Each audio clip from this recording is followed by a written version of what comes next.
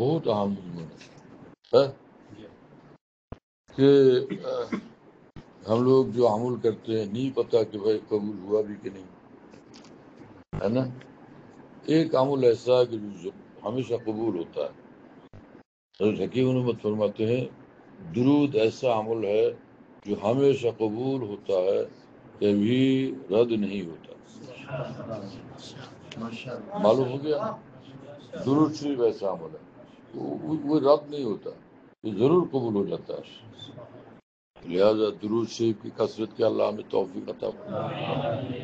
ہم لوگ اور ہمارے گھر والے بچے، ہے نا، آپ سب درود شریف کی کثرت کریں، چلتے پھرتے، ہے نا، وضو ہو کہ نہ ہو، بہرحال درود شریف پڑھ سکتے ہیں. ایک تو یہ ہو گیا.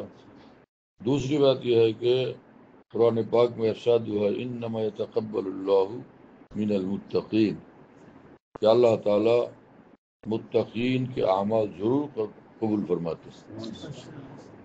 تو اس کا مطلب یہ ہوا، علماء دین نے لکھا ہے اس کو، مفسرین نے، کہ جو آدمی جو ہے فرائض و واجبات کو ادا کرتا ہے اور گناہوں سے بچتا ہے اور نفس کی ناجائز خواہشات پر عمل نہیں کرتا بلکہ اس کی مخالفت کرتا ہے، یہ متقی ہے، اس کے سارے اعمال قبول ہوتے ہیں.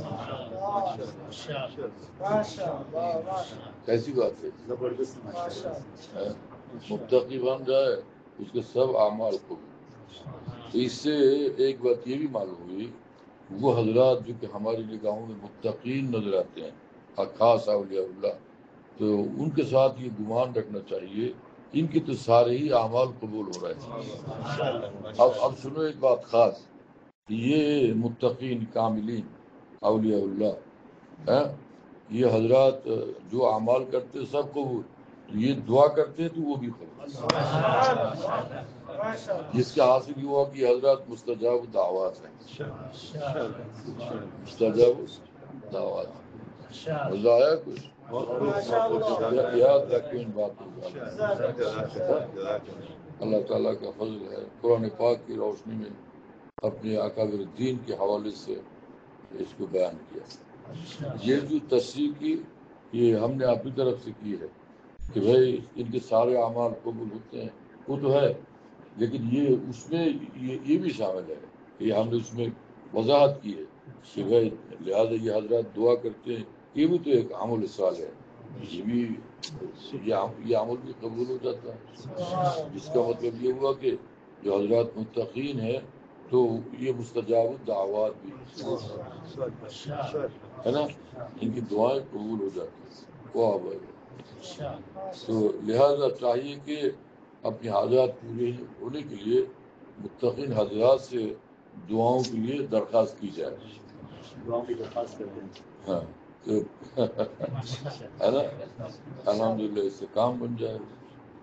اللہ تعالیٰ ہم سب کو معاف فرما دے، اپنی کرم سے متقین میں کامل متقین کاملین میں شامل بھی فرما لے، ہمارے تمام اعمال کو اپنی کرم سے قبول بھی فرمائے، ہمارے گھر والوں کے، بچوں کے، رشتہ داروں کے اور دوستوں کے اور متعلقین اور متعلقین کے متعلقین سب کے اعمال حسنہ اللہ تعالیٰ اپنے کرم سے قبول فرمائے اور دعاؤں کو بھی، نیک اور جائز دعاؤں کو بھی قبول فرمائے، معروم نہ فرمائے اللہ تعالیٰ.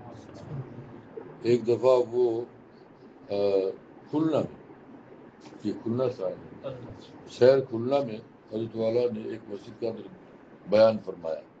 اس کے بعد خوب زبردست دعائیں ہوئی بڑی کیفیات کے ساتھ، اور جیسی دعا الحمدللہ بس آج کی ساری دعائیں قبول.